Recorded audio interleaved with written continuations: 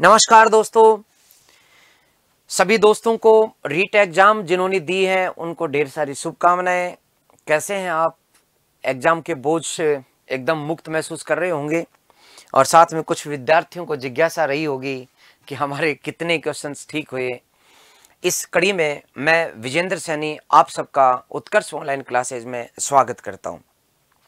सबसे पहले तो मैं इस बात पे गर्व महसूस कर रहा हूं कि विभिन्न अध्यापकों ने विभिन्न कोर्सेज में जिस प्रकार से अध्यापन करवाया और उसका परिणाम है कि आप सबके सामने जो क्वेश्चंस आए, जिस तरह से आए, जिस गहनता से आए और जिस सरलता से आए, वे सब के सब लगभग पढ़ाए हुए थे। दोस्तों, जैसा कि मैंने हिस्ट्री और पॉलिटी आप सब दोस्तों को पढ़ाया था, तो उसी कड़ी में मैं आपको इतिहास और राजनीति विज्ञान के कुछ क्वेश्चंस मैं डिस्कस करूंगा। चलिए बिना समय खराब किए आपकी जिज्ञासा के अनुरूप सबसे पहले अपना पहला क्वेश्चन लेते हैं, जिसका क्रम और सीक्वेंस है 91। क्वेश्चन को देखिए दोस्तों, बहुत ही सरल क्वेश्चन है। चोरी चोरा की घटना कब हुई?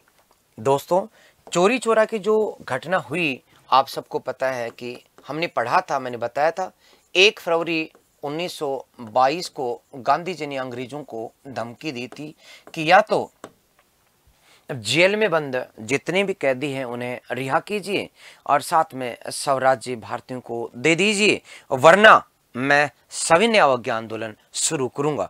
ये असहयोग आंदोलन के दौरान की बात है, यानी असहयोग आंदोलन में गांधी जी ने कहा कि मैं सविनय अवज्ञा आंदोलन शुरू कर दूंगा 1 फरवरी 1922।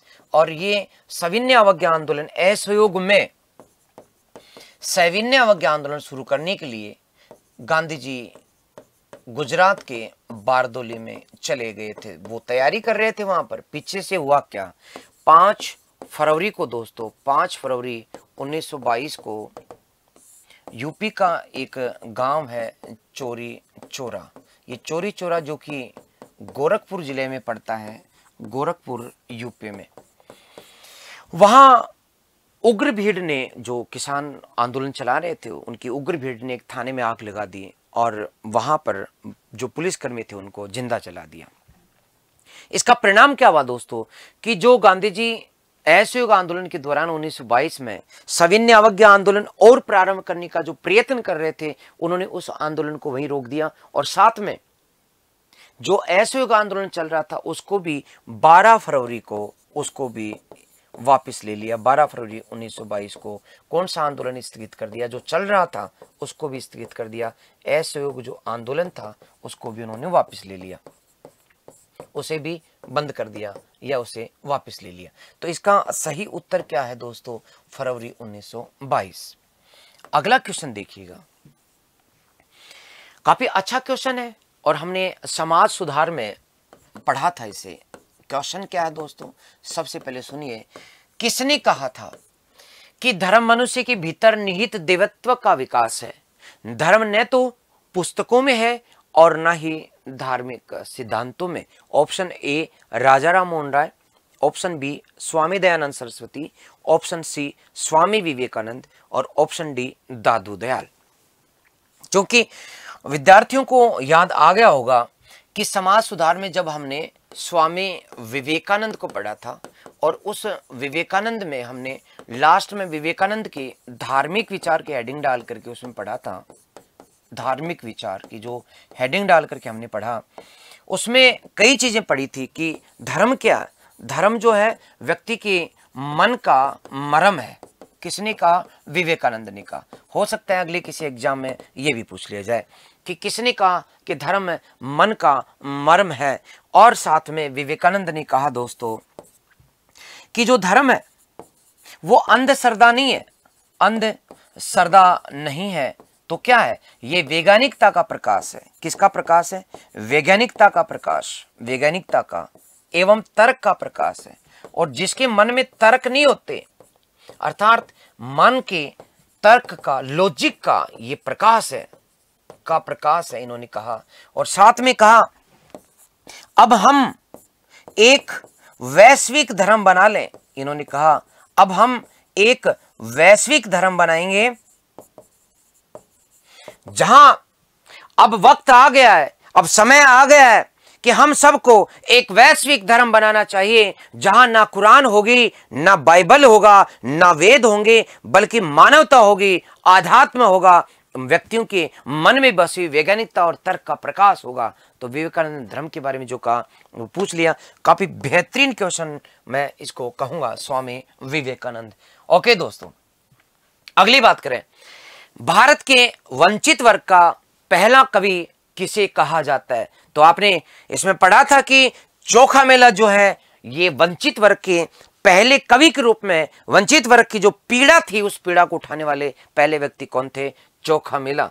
यदि बात करें राष्ट्रीय शिक्षा नीति के बारे में, तो अपना अगला क्वेश्चन है, राष्ट्रीय शिक्षा नीति 2020 में प्रस्तावित राष्ट्रीय आकलन केंद्र को क्या नाम दिया गया? तो दोस्तों इसका जो नाम दिया गया था वो था परख।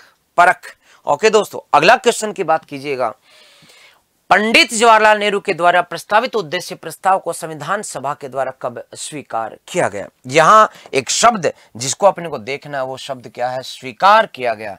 कई दोस्तों ने यहां पर भूल की होगी कि जैसे कि पढ़ा होगा कि 9 दिसंबर को जो पहली बैठक हुई थी, इसके बाद 11 जो दिसंबर था दोस्तों, 11 दिसंबर को सेकंड बैठक हुई, फिर पढ़ा था 13 दिसंबर को कार्यवाही शुरू हुई और उसमें उद्देश्य का प्रस्ताव प्रस्तुत किया गया था। उद्देश्य का प्रस्ताव प्रस्तुत किया गया किसके द्वारा किया गया? जवाहरलाल नेहरू के द्वारा किया गया दोस्तों। और ये प्रस्तुत किया गया शब्द क्या है?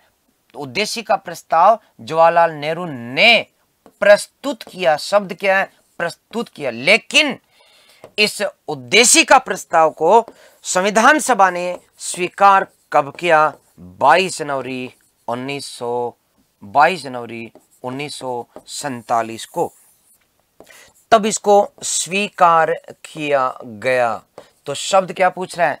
क्या जवाहरलाल नेहरू का प्रस्ताव प्रस्तुत करना पूछा गया या फिर उसे स्वीकार करना पूछा गया?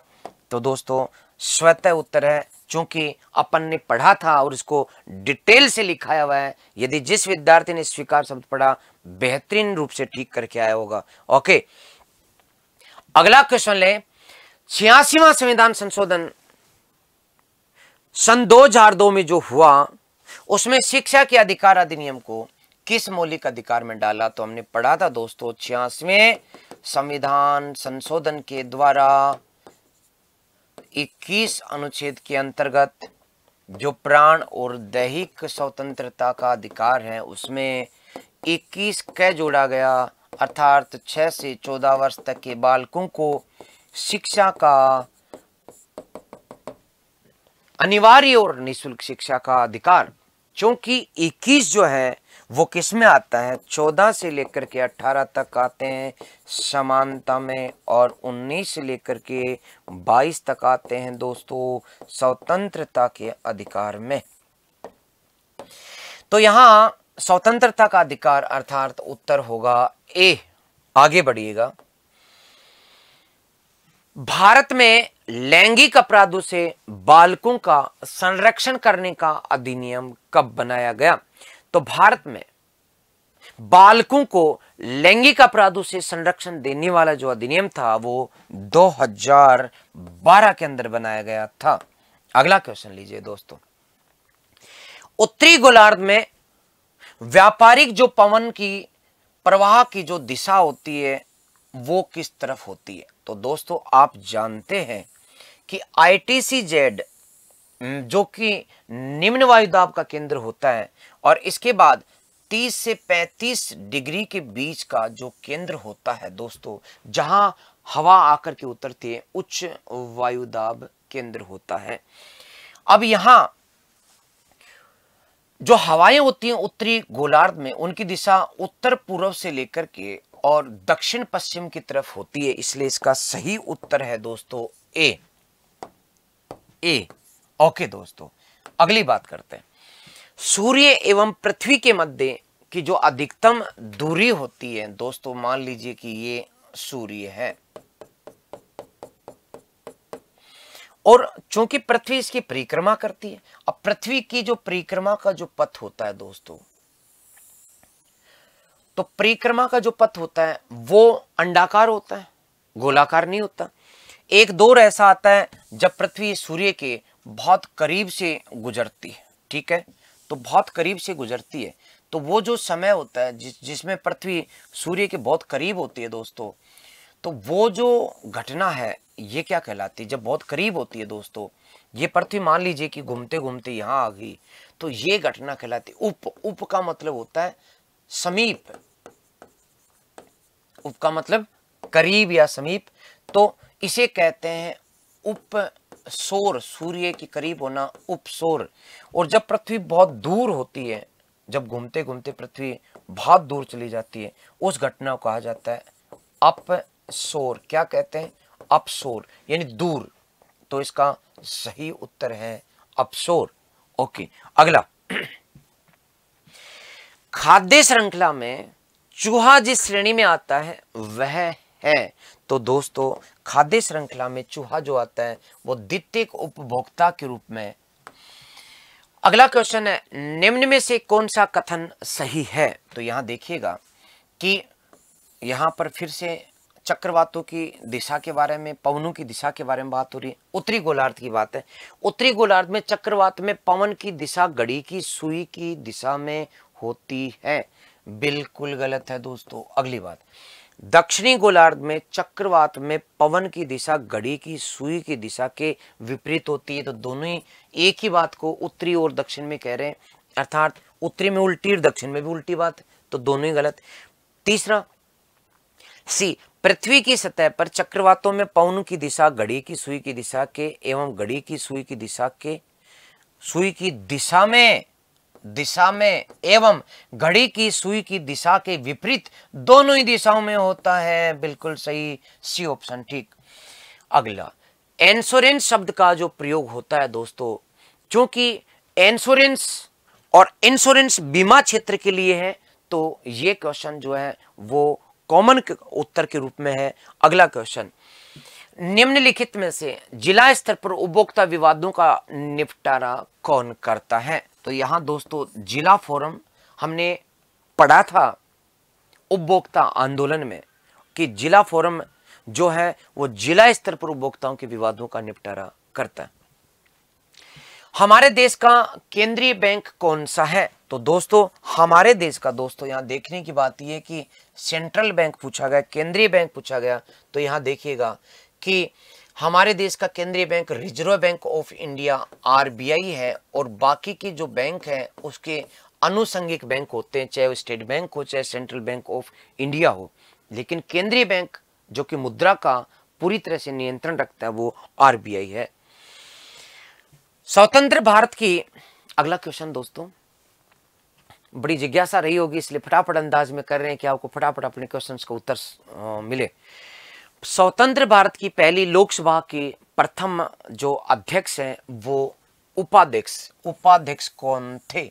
तो दोस्तों प्रथम जो लोकसभा गठन हुआ संविधान सभा के बाद, उसके उपाध्यक्ष अनंत शयनम आयंगर थे। ओके, अगला क्वेश्चन लीजिए दोस्तों, भारत में मतदान के दौरान मतदान केंद्र पर मतदाता रजिस्टर, जिसको हम वोटर लिस्ट कहते हैं, का प्रभारी कौन होता है? तो प्रथम मतदान अधिकारी जो इसको कहते हैं पीओ फर्स्ट, पोलिंग ऑफिसर प्रथम होता है, और वो जब वोट देने जाते हैं तब सबसे पहले गेट की एंट्री करते हैं, सबसे पहले वही बुलाता है कि वोट देना है। बोले अच्छा क्या नाम है आपका? बोले ये नाम है, हुकुम सिंह नाम है। अच्छा तो ठीक है, वो फिर मिलाता हुकुम सिंह है कि नहीं है, बोले कितना नंबर है तुम्हारा? ये, फिर उसको टिक लगाता, बोले है, तो वो उसको वोटर लिस्ट बोलते हैं, मतदाता रजिस्टर। ओके दोस्तों आगे बढ़िएगा।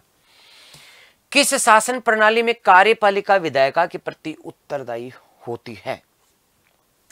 तो दोस्तों कार्यपालिका विधायिका के प्रति उत्तरदायी किस शासन व्यवस्था में होती है? यहां आप समझिए कि जो संसदीय शासन प्रणाली होती है, संसदीय शासन प्रणाली, उस संसदीय शासन के अंतर्गत जो कार्यपालिका होती है वो उसी विधायिका से मिलकर के बनती है, अर्थात विधायिका के बहुमत से, विधायिका में से कार्यपालिका बनती है। जैसे हमारे यहाँ की बात करें तो लोकसभा, ने कार्यपालिका बना दी प्रधानमंत्री एंड मंत्री परिषद। तो ये इसी में से और साथ में इसी के बहुमत से मिलकर के बनती है, समझ रहे हैं। और साथ में मंत्री बनने के लिए सदस्य जो है वो राज्यसभा से भी होते हैं। और इन दोनों को क्या कहा जाता है दोस्तों? विधायिका, भारत की केंद्रीय विधायिका, जिसका नाम लोकसभा, राज्यसभा अर्थात संसद है। तो समझ गए, तो संसदीय सरकार, संसदीय सरकार। ओके, आगे बढ़िए। निम्नलिखित में से कौन सा एक युग्म सही सुमेलित है? तो हमने पढ़ा था दोस्तों बड़ी डिटेल में इस बात को कि भारत में जो हमने महाजनपदों की बात की थी दोस्तों, उन महाजनपदों में उनकी राजधानियां और महाजनपदों को पूछा गया है। आप बात कीजिएगा दोस्तों। तो इन महाजनपदों में से अपन बात करें तो अपनी बात की कि आज के भारत के बाहर कितने थे? तो एक था कंबोज, अफगानिस्तान के क्षेत्र में, और उसकी बात हमने की तो वो था दोस्तों, उसकी राजधानी थी हाटक राजपुर। क्या थी दोस्तों? हाटक राजपुर, हाटक राजपुर। इसके बाद में यहाँ तक्षशिला था, सॉरी गांधार था, और गांधार की जो राजधानी थी वो थी तक्षशिला, तक्षशिला। ओके दोस्तों, इसके बाद में हमने बात की थी दोस्तों कि एक अवंती था, अवंती यहाँ पर मालवा के क्षेत्र में अवंती, और इसकी दो राजधानियां थी दोस्तों। एक का नाम था उज्जैनी या उज्जैन, दूसरी थी महिषमती, बाहुबली वाली महिषमती। इसी तरह से हमने बात की थी बंगाल के अंदर एक और था अंग, जिसकी राजधानी थी चंपा नगरी। अब सुमेलित कर लो। तो दोस्तों गांधार की मथुरा गलत है, मथुरा जो थी वो शोरसेन था यहाँ पर, और उसकी जो राजधानी थी वो थी मथुरा। ओके, तो ये तो गलत हो गया दोस्तों, ये तो गलत हो गया। बी अंग की उज्जैन, नहीं अंग की चंपा, ये भी गलत हो गया। उज्जैन तो इसकी है, किसकी? उज्जैन जो राजधानी है वो अवंती की है। फिर अवंती की राजधानी सोक्तिमती, सोक्तिमती अवंती के नहीं दोस्तों। हमने पढ़ा था अवंती के पास यहाँ चेदी, और चेदी जो था शिशुपाल वाला, उसकी थी सुक्तिमती या सोक्तिमती। ये यहाँ पर दोस्तों बुंदेलखंड ग्वालियर के क्षेत्र में। तो ये भी गलत है, ये भी गलत है। फिर कंबोज की राजधानी राजपुर, तो कंबोज की राजधानी हाटक राजपुर, ये सही है। इसलिए इसका सही उत्तर होगा दोस्तों डी। क्या होगा? डी, अर्थात कंबोज की जो राजधानी थी वो थी राजपुर। ओके, अगला क्वेश्चन लीजिए। चंद्रगुप्त मौर्य के बारे में निम्नलिखित कथनों पर विचार कीजिए। पहला है दोस्तों, उसने सल्यूकस निकेटर की पुत्री के साथ विवाह किया था। बिल्कुल सही है दोस्तों। हमने बात की थी कि भारत पर उस समय चंद्रगुप्त मौर्य का जब शासन स्थापित हुआ तब 305 ईस्वी में उस भारत पर, उस समय के भारत पर जो था वो आक्रमण किया था। किसने किया था? सल्यूकस निकेटर ने किया था। सीरिया का राजा था, सीरिया का राजा था, और सीरिया का यूनानी राजा था। कौन था? सल्यूकस निकेटर, सल्यूकस निकेटर दोस्तों। और इसने जब आक्रमण किया तो इसका सामना 305 ईस्वी पूर्व में किसने किया था? चंद्रगुप्त मौर्य ने। और इसकी जो पुत्री थी, सल्यूकस हार गया और तब उसको 4 प्रांत दिए थे, 4 प्रांत दिए थे। बलूचिस्तान यहाँ पर मिला था इसको, और सीमा यहाँ तक आई।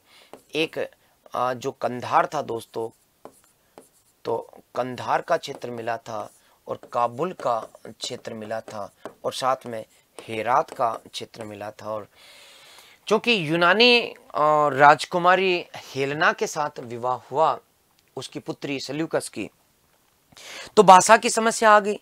विवाह तो हो गया, अब अपने चंद्रगुप्त मौर्य तो मगध के, अब उनको ठेठ मगधी आए और इसको यूनानी आए, हेलेना को, इसकी पुत्री को। अब पति पत्नी के बीच में संवाद बंद हो गया। तब उसने अपना एक राजदूत मेगस्थनीज भेजा, जो कि भाषाई रूपांतरण करके पति की बात पत्नी को और पत्नी की बात पति को बताए।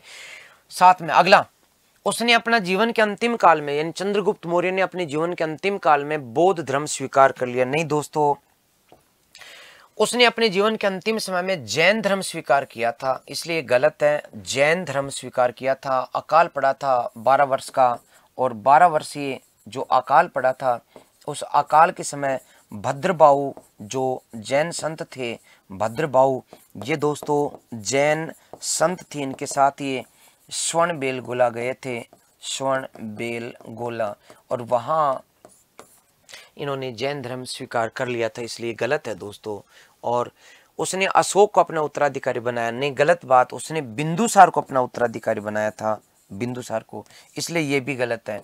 तो सही उत्तर कौन सा? ओनली एक, तो इसमें होगा दोस्तों केवल एक। ओके, अगला, अशोक के अभिलेखों के बारे में निम्नलिखित कथनों पर विचार कीजिए। हमने अशोक के सारे अभिलेख हमने पढ़े, डिटेल से पढ़े और चित्रों में पढ़े थे कि जो अशोक के अभिलेख हैं वो सारे के सारे अभिलेख, जिनमें कि शिलालेख भी शामिल हैं दोस्तों, जिनमें कि स्तंभ लेख भी शामिल हैं दोस्तों, जिनमें कि गुफा लेख भी शामिल है। भारत में मिलने वाले सभी की जो भाषा है दोस्तों वो क्या है? प्राकृत, और लिपि क्या है? ब्राह्मी। तो भाषा दोस्तों कौन सी? प्राकृत, और साथ में लिपि जो है ये तो क्या है? भाषा, और ब्राह्मी क्या है दोस्तों? लिपि। ठीक है, अब देखिए अधिकांश अभिलेख प्राकृत भाषा में बिल्कुल ठीक है, और अधिकांश अभिलेख ब्राह्मी लिपि में बिल्कुल ठीक है, तो दोनों ही ठीक है, इसलिए उत्तर होगा सी। हालांकि दोस्तों सुनिएगा, पाकिस्तान में जो मिले हैं वहां पर खरोष्टी लिपि मिली है, समझ रहे हैं, और शेर ए कुना कंधार वाले में भी जो ब्राह्मी लिपि नहीं मिली, वहां अरेमाई का प्रयोग किया गया है। तो दोस्तों लेकिन अधिकांश शब्द आ रहा है, चूंकि अधिकांश के अंदर प्राकृत और ब्राह्मी आएगी, इसलिए सी ठीक है। अगला, निम्नलिखित सिंधु सभ्यता के स्थलों के बारे में कौन से स्थल पाकिस्तान में है? मैंने दोस्तों आपको बताया था कि पाकिस्तान में जो सिंध है, सिंध, इस सिंध में दो याद रखने थे, एक तो दड़ो, दड़ो, और एक मैंने बताया था कि दड़ो में 4 है, और साथ ही अमर, कोट, अली, अल्लाह, अली अल्लाह। तो अमरी, कोट दीजी, कोट दीजी, अली मुराद, अली मुराद, और अल्लाह दीनो, अल्लाह है दीनो। और दड़ों में मोहनजोदड़ो और चहुंदड़ो, चहुंदड़ो, जुदेर जोदड़ो, लोहेम जोदड़ो। ठीक है, तो ये स्थल देखे थे। अब बात करें तो यहां पर दोस्तों मोहनजोदड़ो पाकिस्तान में है, मोहनजोदड़ो ये रहा। ओके दोस्तों, और हड़प्पा पाकिस्तान में है, पंजाब में, पंजाब में हड़प्पा की बात हुई। प्रभास पाटन ये गुजरात में, ये कहाँ है? गुजरात में। ठीक है, आलमगीरपुर ये यूपी में। ठीक है, चौंदड़ो सिंध में, कोट दीजी सिंध में। इसलिए दोस्तों 1 2 5 6, 1 2 5 6 उत्तर होगा सी, सी उत्तर सही है, 1 2 5 6। अगला दोस्तों वैदिक काल का क्वेश्चन है, और कितना प्यारा क्वेश्चन है। वैदिक काल के बारे में निम्नलिखित कथनों पर विचार कीजिए। हमने बात की थी वर्णाश्रम धर्म की, और उसमें बात हुई थी कि धर्म सभी पुरुषार्थों में आधार है, और गृहस्थ आश्रम सभी आश्रम का आधार है। इन दोनों को अपने आधार की बात कही थी, क्योंकि एक गृहस्थ को ही धर्म, अर्थ और काम, काम यानी संतान उत्पत्ति, अर्थ का मतलब जीविकोपार्जन करना, और धर्म के मार्ग को आगे बढ़ाना होता है। तो 3 पुरुषार्थों की पूर्ति धर्म, अर्थ और काम की पूर्ति इसी में करनी होती है। अब शेष तो एक बचता है मोक्ष, जो गृहस्थाश्रम नहीं, वानप्रस्थ और संन्यास में जाकर के होता है। इसलिए बिल्कुल सही कि गृहस्थाश्रम अन्य सभी आश्रमों का पोषक था। दूसरा, ग्राम के अधिकारी को वैदिक काल में ग्रामीणी कहा जाता था। ग्रामीणी बिल्कुल सही है।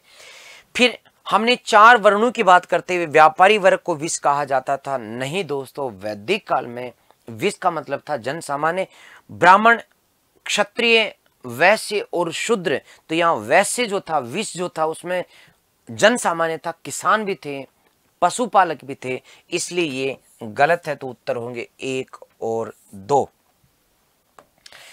अगला यदि अपन बात करें तो महावीर स्वामी के बारे में निम्नलिखित कथनों पर विचार करना है। तो देखिएगा, महावीर स्वामी का जन्म जो है, उनका जन्म, महावीर स्वामी का जो जन्म हुआ वो हुआ कुंडग्राम में। इसका मतलब ये किसका? लुम्बिनी में बुद्ध का, गौतम बुद्ध का। तो ये गलत हो गया। महावीर स्वामी के बचपन का नाम वर्धमान था। बिल्कुल ठीक है, नाम वर्धमान ही था। महावीर स्वामी की माता का नाम त्रिशला था। क्या था? त्रिशला। तो ये भी गलत हो गया, ये बुद्ध की माता का था। और फिर महावीर स्वामी जैन धर्म के प्रथम तीर्थंकर थे। ये भी गलत हो गया। प्रथम तीर्थंकर जो थे वो थे ऋषभ देव। कौन थे? ऋषभ देव। इसलिए ये भी गलत हो गया दोस्तों। तो सही उत्तर ओनली 2 है, केवल 2, अर्थात इसका सही उत्तर है ए। अगला दोस्तों, भारत में राष्ट्रीय मतदाता दिवस कब मनाया जाता है?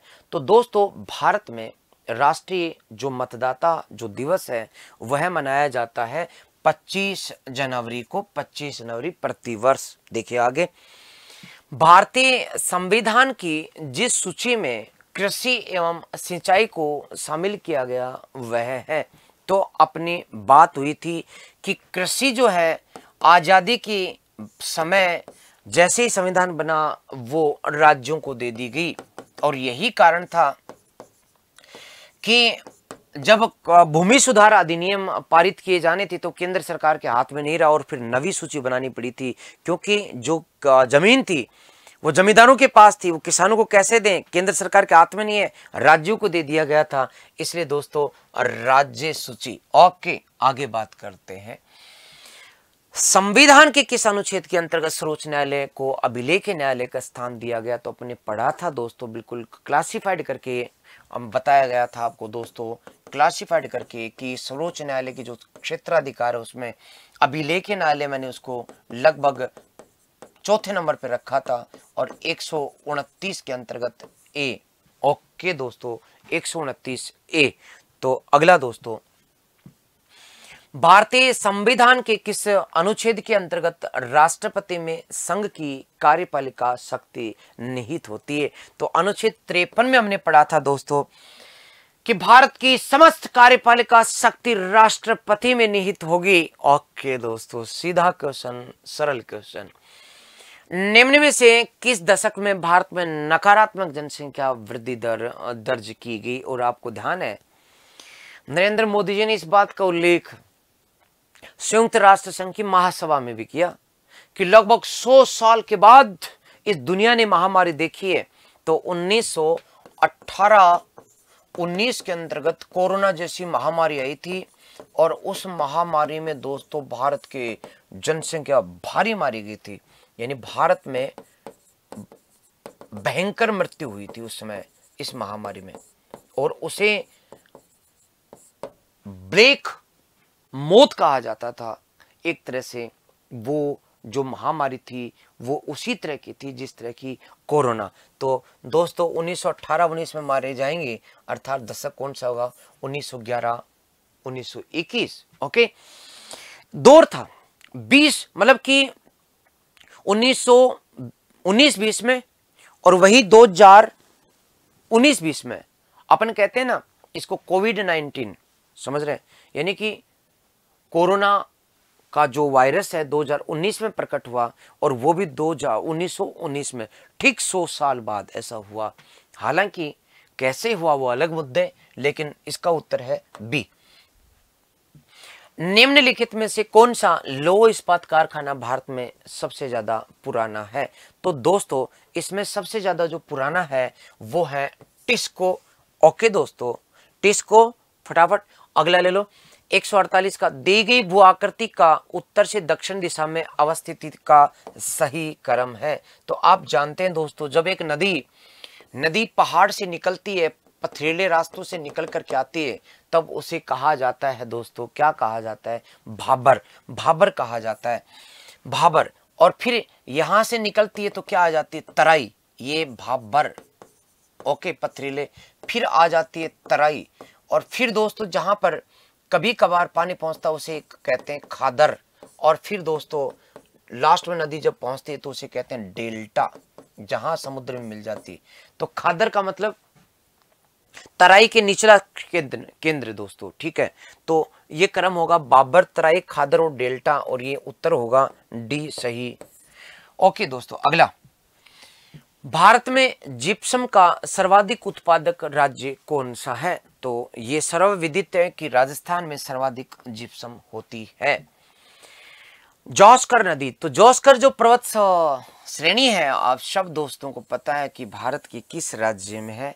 आप सबको पता है दोस्तों कि जौस्कर जो पर्वत श्रेणी है, कराकोरम के नीचे जौस्कर। तो ये जौस्कर जो है, ये यहां से निकलने वाली एक नदी जिसका नाम है जौस्कर। तो ये कौन सा राज्य है दोस्तों? वो है लद्दाख।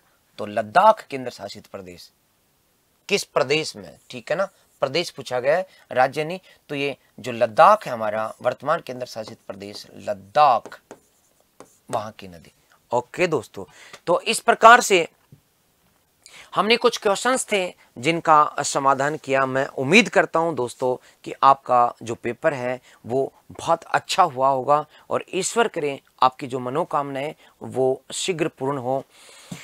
मैं जरूर ये बात कहना चाहूँगा कि हमारे उत्कर्ष परिवार के द्वारा जो कठोर मेहनत की गई, अध्यापकों के द्वारा उनके जो क्वेश्चंस आए, वो निसंदेह एक गर्व का विषय। विद्यार्थियों को प्रत्यक्ष या फिर अप्रत्यक्ष रूप से पूछा जाता है, और उसमें विद्यार्थियों की जो मेहनत की गई होती है वो उसकी सफलता को निर्धारित करती है।